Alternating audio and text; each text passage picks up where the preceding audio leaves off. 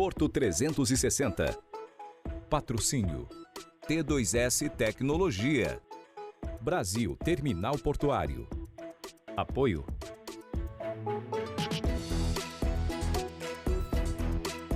Apoio institucional.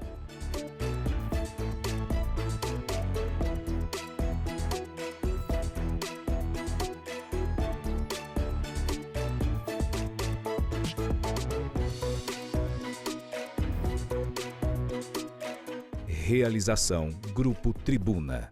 Olá, está no ar Porto 360, nosso espaço semanal para debater assuntos importantes em relação aos portos internacionais, portos do Brasil e principalmente em relação ao Porto de Santos. Esta semana, converso com meu amigo, meu mentor, meu tutor e também diretor da Santos Brasil, Roberto Teller. Ele que eu conheço há um pouquinho de tempo e aprendi bastante com ele. Meu amigo, que bom estar aqui batendo esse papo com você no Porto 360.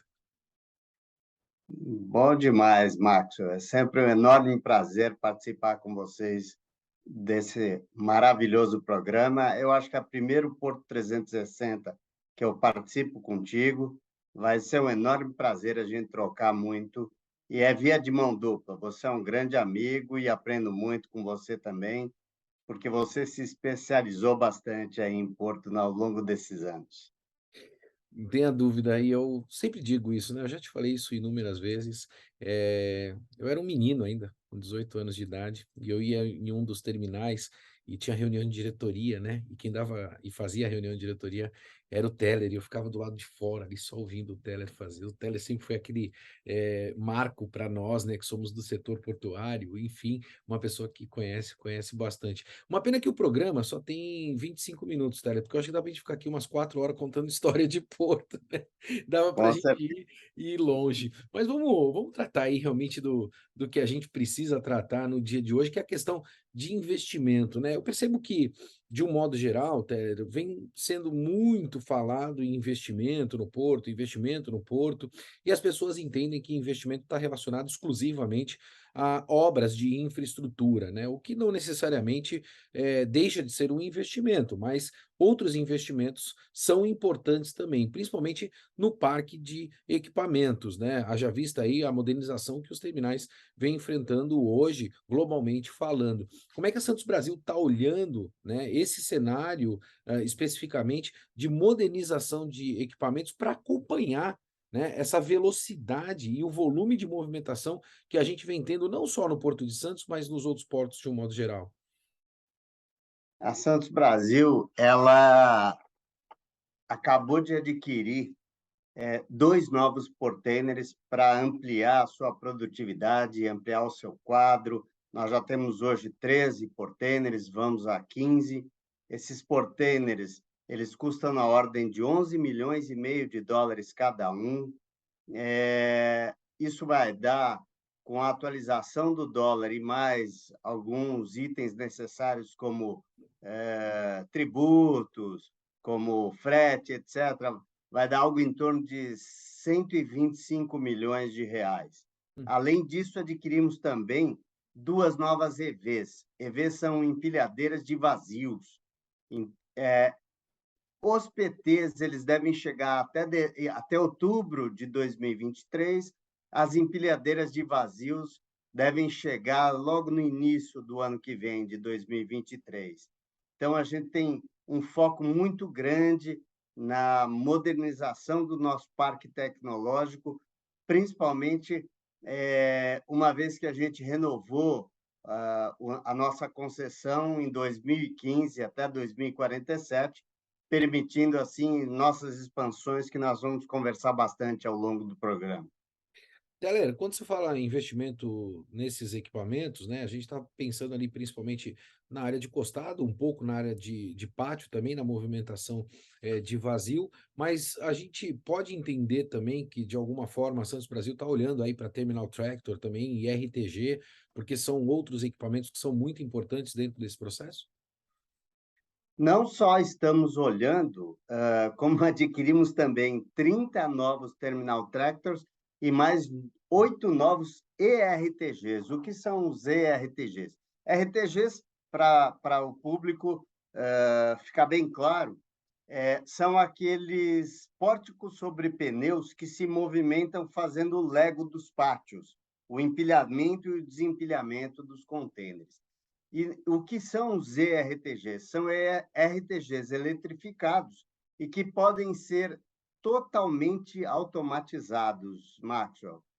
A E gente nós já estamos. É a primeira aquisição de um lote desse tipo de equipamento na América Latina e que nós vamos, assim que chegarem, também ao longo do ano que vem, nós vamos começar a fazer os testes de possíveis automações. Deixa eu fazer um recorte aí, Tele, porque muita gente fala, né, que possivelmente a automação que a gente vê nos outros portos espalhados pelo mundo dificilmente vai chegar no Brasil e assim sucessivamente. Mas quando você me faz uma colocação como essa, a gente percebe claramente, né, a intenção do mercado de movimentar principalmente a mão de obra hoje, que está numa área não tão nobre, né, para uma área muito mais nobre com as operações remotas. Isso já está no teu roadmap aí da Santos Brasil, pensar desta forma, ou seja, tirar o operador daquela área ali que a gente conhece, né, que é uma área de movimentação de carga mesmo, e trazer ela para uma sala, vamos se dizer, com ar-condicionado, muito melhor estruturada, para que ele possa operar. E aí vai minha segunda pergunta, se você me permitir. Esses equipamentos, ele tem ali o manche pneumático, né? E aí você tem um tipo de operação. Quando você vai para um ambiente remoto, é um manche como se fosse de videogame, e ele é mais sensível, né? Eu já tive a oportunidade de operar os dois. Essa mão de obra, ela vai passar por uma qualificação também? Perfeita, ótimas perguntas, Márcio. Sem dúvida alguma, a gente já está. A Santos Brasil sempre tenta estar à frente do seu tempo. A gente sempre vai pelo mundo todo pesquisando o que tem de inovador e tecnologia de ponta no estado da arte. Então, a gente está trazendo exatamente isso. Então, respondendo as duas perguntas, nós estamos sim pensando já numa área isolada totalmente para automação dentro do terminal, e que a gente vai começar com a chegada desses 8 ERTGs, que vão formar uma super quadra, e a gente tem uma operação isolada e automática nessa superquadra.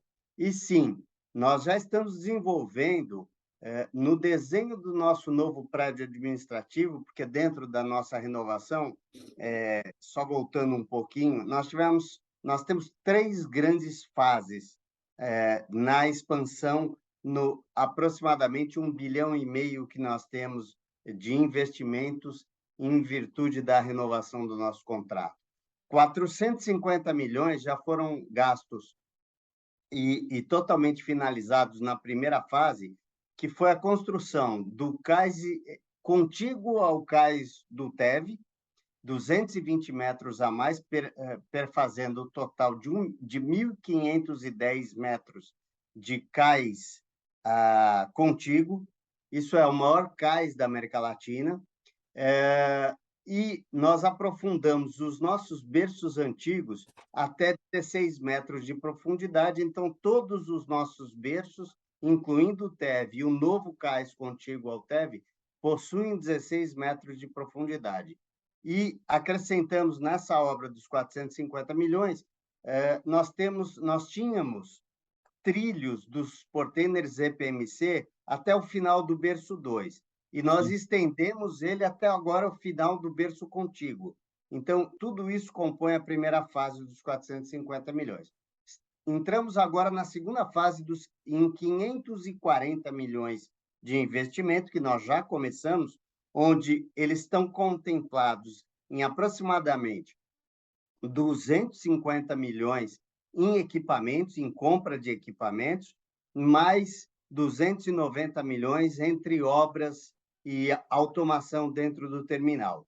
Já compramos alguns equipamentos conforme conversamos e já iniciamos as nossas fases de obras, onde nós estamos modificando completamente o nosso piso, vamos demolir uma série de prédios, vamos construir um novo prédio administrativo fora da área alfandegada, vamos demolir subestações, construindo novas subestações, para com isso aumentarmos dos nossos atuais 2.400.000 TEUs para 2.600.000 TEUs até o final de 2024. Teller, E aí vem a terceira fase da obra. Desculpe, Márcio. imagina. A minha pergunta era, são 3 berços agora, né? Com essa extensão, você tem aí 3 berços dedicados para a operação? Não, nós já tínhamos 3 berços dedicados à operação e um berço a mais no TEV, que é o terminal de veículos. Com esse berço contíguo ao TEV, esse novo berço vira o berço do TEV, se transforma no berço do TEV, e ficamos com 4 berços para operações, possibilitando 3 navios de 366 metros, que ainda não chegaram no Porto de Santos, atuando concomitantemente, ou 4 navios de portes um pouco menores do que esse, na ordem de 335 metros. O TEV é o teu terminal de veículos, né? Para quem está nos assistindo, tem o conhecimento. A Santos Brasil, além de fazer operação de containers, faz operação de veículos também. Perfeito, é isso. É o maior terminal de veículos da América Latina. Teller, você está falando nessa questão do investimento, né? Eu sou uma pessoa de tecnologia, você bem sabe disso, né? A gente se conhece antes mesmo de eu exercer essas funções que eu tenho hoje, principalmente do Grupo Tribuna, principalmente no tocante à tecnologia. E a Santos Brasil sempre foi uma referência, teve um DNA muito focado nessa relação de tecnologia. E eu vou fugir um pouquinho da pauta, vem com essa implementação do 5G agora, né? Eu percebo também que vocês estão pensando em IoT, que vocês já estão pensando em machine learning, né, que são estruturas de tecnologia que acompanham os principais portos modernos do mundo. A gente pode dizer que nos próximos 5 anos aí a Santos Brasil vai realmente sofrer essa grande transformação acompanhando esse mundo, né, tão tecnológico e disruptivo que a gente tem hoje? Maxwell, a gente pode dizer que a gente já está no meio desse vendaval. Nós já instalamos 115 IoTs em todos os nossos terminal tractors e caminhões dentro do terminal, em todos os nossos 39 RTGs. Então, a gente já tem basicamente todos os nossos equipamentos com monitoramento real-time e projetando isso no nosso dashboard, no nosso centro de controle operacional. Então, todas as tomadas de decisão, imediatamente para o planejamento e mesmo para a execução da nossa operação, já estão sendo alimentados com as informações que esses IoTs nos mandam. Você falou de inteligência artificial. Nós já compramos algoritmos de inteligência artificial, onde nós temos hoje mais de 120 robôs alimentando esses algoritmos, para que a gente possa cada vez mais aprimorarmos o nosso planejamento para o próximo turno.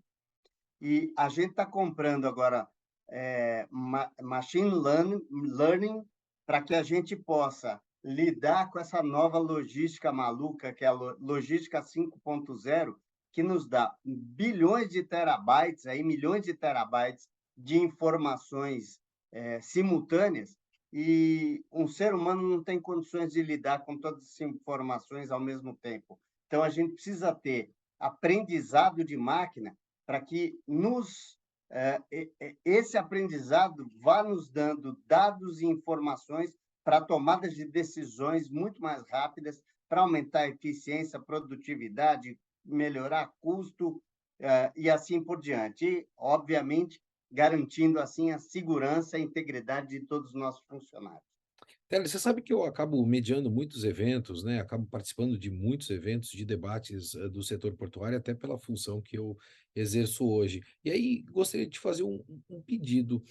Eu posso me apropriar dessa tua fala agora, porque, na verdade, dentro dos eventos, né, as pessoas, de um modo geral, vivem dizendo que se um dia machine learning vai acontecer, IoT vai acontecer, né, a automação vai acontecer, e, na verdade, realmente eu fico surpreso quando eu vejo você comentando e dizendo, né, que isso já é uma realidade hoje no Porto de Santos, né? Ou seja, a gente já não está pensando ou tratando de que algo possivelmente vai acontecer, ou seja, está acontecendo. E se os outros terminais também não se modernizarem, eu acho que a competição ela é muito acirrada nesse sentido, né? O volume de movimentação de carga é muito grande. E também vai a minha pergunta, né? A primeira é se eu posso me apropriar da tua fala, e segundo, isso está em aderência, perdão, com o plano de desenvolvimento e zoneamento portuário, ou seja, que tem uma projeção de movimentação,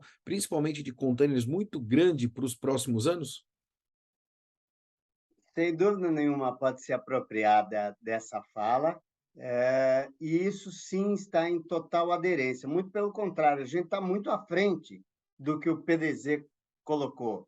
Nessa segunda fase, a gente, até o fim de 2024, como eu te comentei, a gente vai para 2.600.000 TEUs de capacidade, e na terceira fase, a gente, onde a gente remodela todo o nosso piso, e em vez de a gente ter a distribuição do nosso pátio com as pilhas paralelas ao berço, elas vão se transformar, pelo menos 2/3 do nosso terminal vão virar completamente e vão transformar as nossas pilhas em perpendiculares ao nosso berço, como é qualquer terminal do mundo, com grande velocidade, com grande eficiência.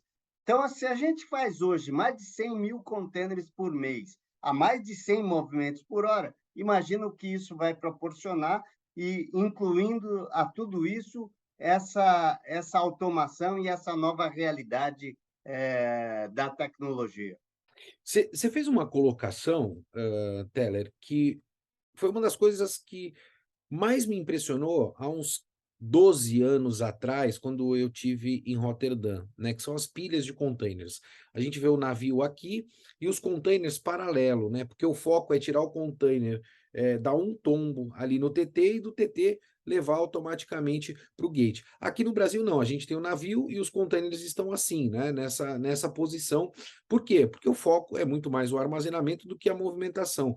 Quando você fala que você vai mudar esta condição, você está mudando o mercado aqui no Brasil, né? Você está capitaneando uma mudança significativa de mindset operacional, ou seja, o foco vai ser movimentação, ou seja, estou focado na quantidade de tombos que o container dá. Estou errado na minha análise, é isso? Não, está certo. Os negócios, no decorrer do tempo, os negócios operacionais aqui de terminais de contêineres, eles vão se modificar, né? É o que você falou. O negócio armazenagem, ele existe por muito tempo aqui no Brasil, deve continuar ainda existir por mais tempo, mas uma hora, mais cedo ou mais tarde, o que vai prevalecer é o que prevalece no mundo todo. É o grande volume de movimentação nos terminais portuários. E a gente está se antecipando a isso, a gente já está com todo o desenho pronto, para no momento em que a gente tiver uma sinalização de que esse mercado está se transformando, imediatamente a gente já está preparado para isso. Tele, eu vou tentar provocar um pouquinho essa questão da estratégia, né? A gente percebe que o governo federal, agora com a implementação da DUIMP, né, evidentemente, a gente começa a ter uma tendência gigantesca pelo despacho sobre águas, ou seja, a carga já vai chegar no Brasil nacionalizada. Hoje, boa parcela dela já é desta maneira, né? E eu acho que isso cada vez vai ficar mais célere, né? A velocidade disso vai ser gigantesca. Para quem tem conhecimento desse processo, já enxergou esta questão também, né? A gente tira do processo aí uma série de entraves burocráticos, que é a palavra que eu uso, que a gente tinha no passado. E aí, a gente, evidentemente, precisa ter essa velocidade de movimentação, porque o que hoje, necessariamente, pelo que eu entendo da Santos Brasil, você está olhando para a quantidade de navios que vão chegar no teu berço para que descarreguem cada vez mais e cada vez mais você jogue esses contêineres para a rua e receba também. Falando uma linguagem bastante simples, sem se aprofundar tecnicamente, para que a gente possa abranger todo o público que a gente tem. E aí eu vou à minha pergunta. Eu sei que no Gates vocês já fizeram investimentos significativos no tocante à automação, né? Dentro desse valor, né, significativo de investimento, 0,5 bi, se eu pudesse dividir em percentual, quanto desse investimento vai para o gate, quanto vai para o pátio e quanto vai ali para o costado, né? Eu estou percebendo que boa parte está indo ali para o gate e para o costado, porque vocês estão olhando realmente essa velocidade. Fiz uma leitura boa, né? Eu consegui ter uma visão do que particularmente a Santos Brasil está olhando? Sem dúvida, fez perfeito, sim, Maxwell. Eh, eu diria, nunca pensei nesse sentido, em separar os investimentos por pelos 3 macroprocessos que qualquer terminal de operações portuárias tem, que é gate, pátio e costado. Mas eu diria para você que, eh, o costado deve estar levando algo em torno de uns 40%, o pátio mais uns 30% e o gate, a diferença aí, que seriam mais 30%, algo em torno disso. Eu te fiz essa pergunta, Teller, porque eu acho que você vai concordar comigo, né? Nós tínhamos uma preocupação muito grande, num passado não muito distante, de admitir os caminhões e tirar os caminhões de dentro do terminal. Essa era uma preocupação gigantesca que todos os terminais tinham, né? Nós tínhamos problemas de agendamento, trânsito, eu posso citar aqui milhões de problemas. E aí, quando eu te questiono essa questão do percentual, né, por cada área de atuação do terminal, que são esses 3 pilares, como o investimento está menor no gate, isso significa que a gente resolveu aquele problema, né? Ou seja, esse problema está deixando de existir e a gente está olhando, né, para que a gente tenha uma velocidade maior em outros pontos, fruto até propriamente da desburocratização que a gente vem tendo, que vem sendo proposta hoje pelo governo federal. Se a gente tiver, né, eu, de novo, fugia da pauta, uma mudança de cenário político, você tem receio de que isso possa voltar atrás ou não? Esse é um processo que não volta mais. A gente tem que acelerar e ir para frente. Olha, Max, nós tivemos uma reunião, há 2 dias atrás, interessante, com toda a liderança da Santos Brasil, e tivemos uma visitante que era um grande fundo de investimento, ela é a CEO do fundo de investimento, que é uma das investidoras da Santos Brasil, e foi feita exatamente essa mesma pergunta. E ela colocou um ponto que eu acho que todos nós concordamos. Eh, Essas eleições, elas estão precificadas e seja A ou seja B que ganhe, acho que tudo que de bom está endereçado no país deve permanecer e continuar. Não importa muito quem entre. É claro que o presidente do nosso país, eu não tenho dúvida nenhuma, que tem o seu estilo, né, e tem uma representatividade e uma comunicação até para fora do país, que é muito importante. Mas acho que reforma, assim como a reforma da Previdência andou, reforma administrativa vai andar, privatização já aconteceu em ambos os presidentes, então não deve retornar. A gente, eu acho que vai ter a continuidade da discussão da privatização do Porto de Santos e de diversos outros ativos que a União detém. Então, eu diria para você que nós estamos tranquilos quanto não devemos voltar para trás. A gente vai continuar seguindo para frente. Pelo menos somos muito otimistas nesse sentido. Eu acompanho a tua linha de raciocínio. Eu acho que, pela primeira vez, pelo menos esse é o meu sentimento, né, eu sou novo no setor portuário, né, estou aprendendo, mas eu tenho uma trajetória e pelo menos é o que eu sinto. Eu acho que pela primeira vez, o setor portuário criou uma musculatura, Teller, né, não só institucional, mas a título de business mesmo, né, até propriamente na mídia, né, ou seja, a gente ganhou espaços que antes a gente não tinha, né, e hoje todo esse conjunto, né, esse arcabouço que a gente tem aqui, estrutural do negócio portuário, eu acho que não vai permitir a interferência, política, seja ela qual for, né. Eu acho que você foi muito feliz. Seja A ou seja B, whatever, a gente vai continuar caminhando, porque o setor está muito forte, o setor se fortaleceu e se fortaleceu demais.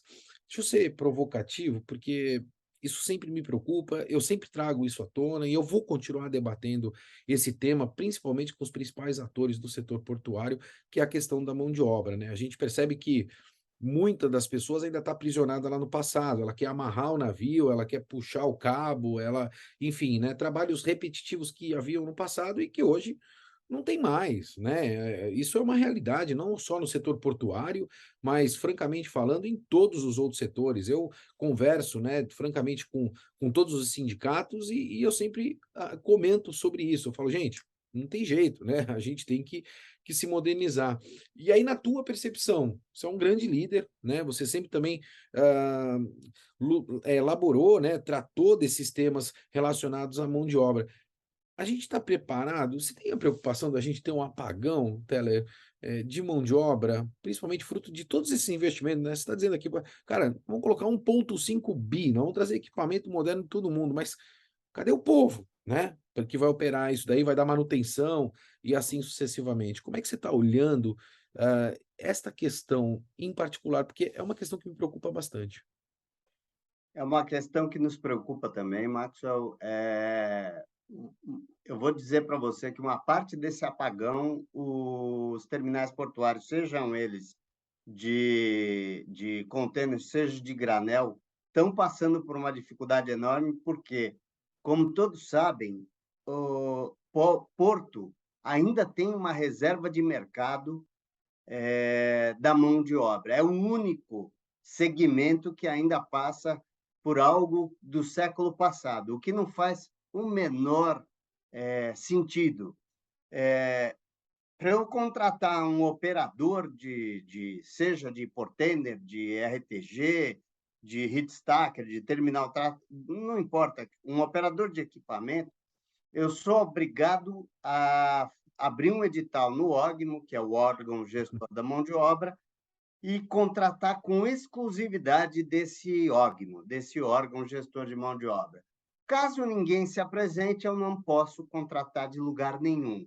Ou seja, eu estou há alguns anos, não são alguns dias, com algumas vagas em aberto que eu não consigo contratar ninguém, porque eu não tenho ninguém, porque ninguém se apresenta e eu não posso simplesmente pegar alguém de mercado, habilitar, treinar e colocar para operar um equipamento desse. Assim como nós, Santos Brasil, todos os terminais da Baixada Santista estão passando por isso. Isso é um total descalabro e um absurdo. E a gente tem que se preparar para requalificar todo o povo do OGMO, bem como todos os operadores portuários, os trabalhadores portuários, sejam eles avulsos ou vinculados, para essa nova realidade da automação, para essa nova realidade da tecnologia. Porque tudo, a tecnologia vai estar absolutamente dominando e controlando. Então, eles têm que ser requalificados a essa nova realidade, a essa nova linguagem, e para deixar de ter aquilo que você falou do trabalho braçal, de puxar um cabo para amarrar um navio, ou de carregar, como já não existe há tantos anos, carregar um saco de café nas costas, que há mais de 50 anos deixou de existir no nosso país.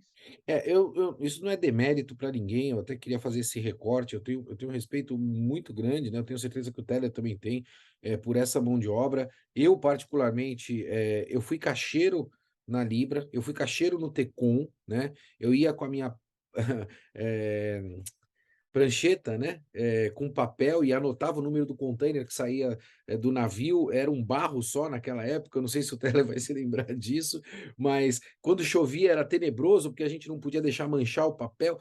Enfim, eram outros tempos, né, e a gente teve que realmente estudar, a gente teve que se aprimorar para chegar a esse mundo que a gente tem hoje, que é um mundo, tão disruptivo. Então eu acho que a gente precisa acompanhar. Eu acho que essa reserva de mercado, né, que muitas vezes a gente fala da mão de obra, porque é uma reserva de mercado, né? Alguém está se apropriando ali e está fazendo uma reserva de mercado.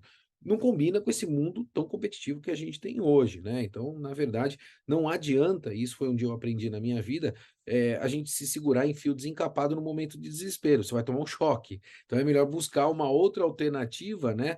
Caso esteja esgotando, talvez, algo que porventura você venha a desenvolver. Pelo menos é uma reflexão que eu faço aqui, eu tenho que ser provocativo para que a gente possa, de alguma maneira, ajudar, né, no desenvolvimento disso que é tão importante. Tério, a gente está chegando ao final do nosso programa, te confesso, dava para ficar aqui mais 3 horas, eu ficava fácil, né, batendo papo com você. Para quem não sabe, muitas vezes eu acabo ligando para o Tério para bater um papo, tirar uma dúvida a respeito de alguma coisa, conversa vai longe, né? Se deixar, a gente vai tocando e vai conversando. Sustentabilidade. Como é que está isso na agenda da Santos Brasil, né? A gente tem essa relação do ESG, Isso não é uma tendência, eu acho que isso não é mais uma tendência, isso é uma realidade, isso veio para ficar. Tem empresas que estão olhando para isso como, é um modismo, né? E outras que realmente estão entendendo que isso é muito importante. Como é que a Santos Brasil está olhando para isso? A Santos Brasil é signatária do Pacto Global, alinhada totalmente aos Objetivos de Desenvolvimento Sustentável, os ODS, da ONU, desde 2013, Maxwell. E a gente tem 3 compromissos muito agressivos e temos conseguido cumprir. Quais são esses 3 compromissos? A gente tem um compromisso de reduzir em 5 anos 15% a emissão dos gases de efeito estufa. Isso de 2020 a 2025. A gente tem um compromisso de reduzir em 30% o consumo de água per capita em todas as nossas unidades. E a gente tem um compromisso de reduzir os resíduos gerenciáveis em 50% nesses 5 anos. E olha só o que a gente já conseguiu fazer. É uma meta desafiadora, né? São 5 anos só. São 5 anos e todos esses 3 indicadores que nós controlamos todos os meses, muito próximos, a gente está abaixo da meta, a gente está melhor do que a gente combinou. E nós começamos em 2020, nós estamos em 2022, e eu diria para você que todos eles, nós estamos superiores, nós já reduzimos mais de 15% a emissão de gases de efeito estufa. Como é que a gente fez isso? Assim como a gente conversou agora há pouco, nós já estamos buscando novas tecnologias, eletrificando equipamentos, bem como a gente está adquirindo certificados de energia renováveis, I-REC, onde a gente compra energia limpa. Tudo aquilo que a gente consome, a gente investe nesses certificados que fazem com que os parques, sejam eles eólicos ou fotovoltaicos, façam seus investimentos e forneçam mais energia no nosso país, dentro da nossa matriz energética. Consumo de água. A gente instalou nos nossos 22 medidores em todo o nosso terminal, no Tecon Santos, IoTs que controlam para e passo, e quando esses controles saem ou desviam, imediatamente a gente tem condições de achar algum vazamento e a gente repara ele imediatamente. E, finalmente, no resíduo gerenciável, a gente comprou um biodigestor e tudo que é consumido dos nossos refeitórios, a gente tem esse biodigestor há aproximadamente 6 meses, a gente recicla o material orgânico e remete toda a água de volta para as nossas ETs, para elas serem tratadas e serem reutilizadas. Para você ter uma ideia, 32 toneladas de resíduos gerenciáveis já foram reciclados. Impressionante, impressionante. Eu já tive no refeitório, o Télio já me convidou para almoçar, estive lá no refeitório da Santos Brasil e já fiz até uma matéria a respeito desse IoT, que é impressionante o funcionamento dele com a Beatrice. Já deixo aqui meu beijão para a Beatrice também, Télia. Télia, chegamos ao final do nosso programa. Quero muito te agradecer por estar aqui comigo, particularmente falando. Você sabe o quanto você tem o meu respeito e a minha admiração. Muito obrigado mesmo por ter achado um tempo aí na tua agenda para a gente bater esse papo. Eu é que agradeço, Max, é sempre um enorme prazer e parabéns por esse programa. O Porto 360 é um enorme sucesso e você cada vez mais se firmando como um grande especialista e um grande debatedor do nosso segmento. Meu segredo é ter amigos como você e um monte deles aí espalhado pelo setor portuário. Sou só um interlocutor de todo mundo. É só isso que está fazendo a fórmula do sucesso do Porto 360. Eu vou ficando por aqui, como você bem sabe, movimentando sempre muito mais do que informação. Forte abraço e até semana que vem. Porto 360. Patrocínio T2S Tecnologia. Brasil Terminal Portuário. Apoio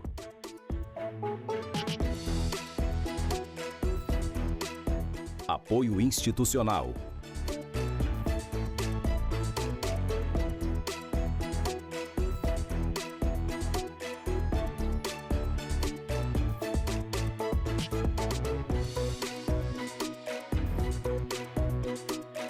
Realização Grupo Tribuna.